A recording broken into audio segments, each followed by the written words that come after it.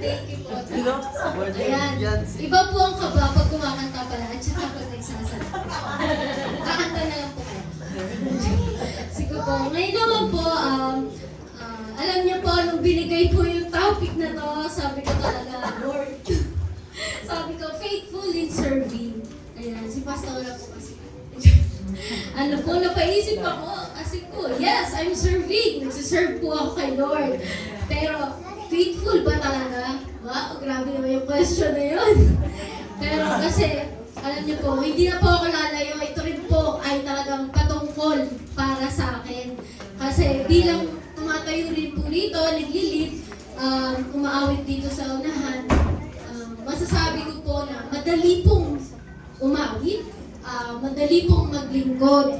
Kapag alam mo yung may lakas ka, lalo na kapag alam mo may tulog ka. Pero alam niyo po yun, habang iniisip ko yun, may ni-reveal po sa akin ng Lord. Ito po ang salita niya sa 1 Corinthians chapter 15, verse 58. Sabi doon, magpakatatag tayo at huwag matinag. Laging magsumikap sa gawain ng Panginoon dahil alam natin na ang pagpapagal natin sa Kanya ay hindi nawawalan ng kabuluhan. Amen. Pwede pong manalangin muna tayo sa Inyo. Tayo pumikit. Hallelujah, Lord. Maraming salamat. Muli, patuloy mo kaming samahan sa pag-aaral ng iyong salita, Lord. And ayaan mo, Lord, na ang aming mga matututunan, Lord, ay hindi lamang ito na sa aming isipan, hindi lamang ito na aming narinig, kung hindi, Lord, tumanim ito sa aming puso, Lord, at matutunan namin ito may sapang buhay. Salamat, Panginoon. Patuloy ka namin pinapasalamatan, pinapapurihan sa pangalan ni Jesus. Amen. Sige po, balik po tayo. No? Iniisip ko po talaga ng mga ano yun. Sabi ko, Lord, wisdom, wisdom. Kasi puyat-puyat din po talaga ako. And even today po, wala pa rin po akong tulog. Pero by the grace of God, nandito po ako, nakatayo. And I'm so much grateful po talaga sa Panginoon dahil nakatayo ako. Amen. At nandito ako. Amen. Amen po. Sabi ko, Lord, wisdom. So, ayun po nung nag-open ng Lord ng bubbles. Wow. Yes. At sabi niya, balikan mo yung mga nangyari ng buong taon, ng buong 2025. Wow, so may bubbles and umupa ako sa gilid. Wow. Tapos nanood ako, ibinalik ako ng Panginoon sa panahon ng hapon. Ang tanda na pala. So, ipinakita po ng Panginoon yung mga nangyari ng buong 2025. And doon po lumabas na ang dami pong naging katanungan na pumasok na habang papatapos po yung taon at habang papasok na yung panibago, parang doon nagkakaroon ng kaliwanagan ng ano ba talaga yung faith in serving. So, lalo na po ako na naglilid dito, kumakanta po. So, doon po lumabas yung mga katanungan. So, ano po, sabi na, ano ba yung mga ginawa ko? Diba? Ano ba yung mga inalay mo kay Lord? Ano ba yung mga pinilit mong ipagpatuloy? Yung mga pinilit nating ipagpatuloy kahit pagod na tayo. Amen. Ano ba yung mga pinagdaanan natin na halos bitaw na tayo pero pinipili pa rin natin maglingkod. Amen. Amen. At ganun din po kayo. Amen, di ba? Na hindi po ang madali ang maglingkod, ang sumunod. Yun po ang laging tinuturo sa atin ni Pastora. Pero balik po tayo sa salita ng Diyos na kung babasahin po natin, di ba, parang simple lang pero parang simple lang siya pakinggan. At simple lang din basahin, oo. Pero kapag nandun ka na nararanasan mo na yung kabigatan, na parang pagod ka na, doon mo mararamdaman yung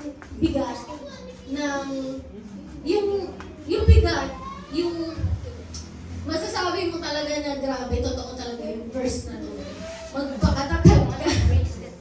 Amen. At ayun po, kasi hindi naman po sinabi ng Diyos na madali ang paglilingkod. Bakit po? Kasi marirealize mo na hindi po lahat ng ginagawa natin, hindi po lang bawat pagkanta, bawat services natin, amen, di ba? Hindi po lahat may instant reward agad si Lord. May mga pagkakataon nga po na, kakanta ko na para bang minsan wala bang response, alam mo yun, parang minsan Lord, may mga practice din po na a-attend ako na halos wala talagang tulog na pagod na hindi ko po kaya. Pero by the grace of God, nagagawa ko po lahat. And alam ko po na may mga araw din po pala na kapag kailangan mong tumayo, mag-lead ka ng worship. Pero alam mo yung may dala-dala kang kabigatan. Wow. Amen. And alam mo yung mga pangyayaring worst of course, si Pastora, di ba? Namatayan na, pero andito pa rin siya. Mas pinipili pa rin niyang tumayo. Amen. Napakabuti po ng Panginoon. At maging kayo din po, di ba? May mga panahon na kung ano-ano yung mga nararamdaman natin, tapos araw pa ng linggo. Pero kung hihingin mo lang kay Lord, ibibigay ng Panginoon hahayaan niya na makapunta ka rito, bibigyan ka niya ng kalakasan na maranasan mo yung presensya ng Panginoon. Kasi napakasarap po talaga at walang ibang makakapantay po sa presensya ng Panginoon. And ano din po, Amen.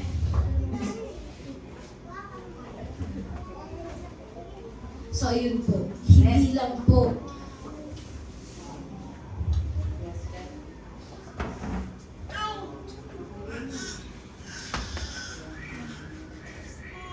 Amen. Praise God. So, doon po nasusubok ang faith natin. Sa panahon po na tayong nakakaranas ng mga hindi maganda.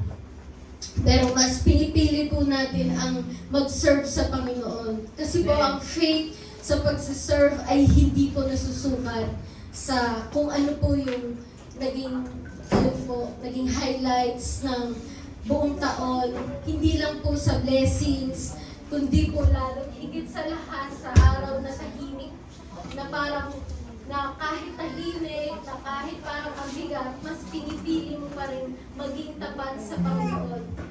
Minsan nga po parang nakakaiyak na yung pagod, yung pagsunod, kasi po hindi po madali na alam niyo po yun, parang hindi po nakakaiyak na po yung mga dinadanas mo, pero kailangan mong sumunod sa Panginoon eh. Kaya, church, sunod lang po tayo sa Panginoon. At yung pagpapala po ng Lord, dahil sa katapatan mo, yun po yung mas nakakaiyak. Amen. Ang sinasabi po niya na lahat ng ginagawa mo, meron niyang kabuluhan. Na kahit minsan na para bagang tahimik, na kahit minsan parang walang pumapansin, na para bang naghahanap ka ng bunga agad, pero wala ka pa rin nakikita. Amen. Lahat yon nakikita ng Panginoon dahil sa katapatan mo sa Kanya. And habang papasok po ang 2026, ang Lord ay magbubukas muli ng panibagong kalendaryo, ng kalendar sa mga buhay natin. At kasabay nun yung mga katanungan niya na, anak, magsiserve ka ba kahit hindi mo na alam kung ano yung mangyayari? Ako po, anak, maglilid ka pa ba ng worship? Kakanta ka ba? Kahit wala kang kasiguraduhan kung ano yung magiging next season ng buhay mo. Kasi po ang paglilingkod ng mayroong faith, hindi po siya nakadepende sa resulta ng nakaraang taon. Ito po ay nakadepende sa kung kanino tayo patuloy na lumalapit at sumusunod.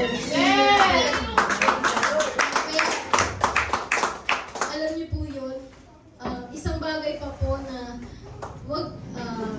pwede po nating dalhin yung mga naging sugat natin, pwede nating dalhin maging yung pagod natin, yung mga katanungan natin, itong mga 2025, pwede mong dalhin sa susunod na taon. Pero yun ba ang gusto ng Panginoon sa'yo? At ikaw mismo, tanungin mo rin sa sarili mo na, yun din ba yung gusto mo? Diba? Papasok pa lang yung 2026, pagod ka na. Papasok pa lang yung 2026, ang lungkot mo na. Sino bang may gusto nun? Diba? Sabi ng Panginoon, forget the former things. Kalimutan mo na lahat ng mga nangyari nung nakaraan. Kung di magpatuloy ka na muli sa Kanya. Kaya kung may mga bagay po na hindi pa natin nakikita, yung mga resulta na ninanais natin, hindi ibig sabihin po nun na walang ginagawa ang Panginoon. Minsan po ang bunga ay hindi agad nakikita sa labas dahil inuumpisahan palagi yan ng Panginoon sa puso natin, dyan sa loob ng puso ko. Kaya ako po bilang umaawit po dito sa unahan, at kayo rin po habang tumatawid tayo sa panibagong taon, piliin po natin maglingkod, hindi po dahil sanay ka na, kundi dahil tapat ka pa rin. Hindi dahil perfect ang puso mo, dahil being faithful po is not being perfect. Amen. Kundi dahil handa mo laging ialay ang buhay mo para sa Panginoon. Kaya po, sa pagpasok ng 2026, tandaan lang po natin na ang faith na dinadala mo sa paglilingkod ngayon, taon ay hindi masasayang. Dadalhin ka nito sa mas malalim na pagsamba, mas malinis at mas positibo na motibo, at sa mas tunay na ugnayan sa Diyos na kahit kailan hindi naluluma, kahit na magpaulit-ulit pa ang maraming taon. So ayun lang po, to God be all the glory.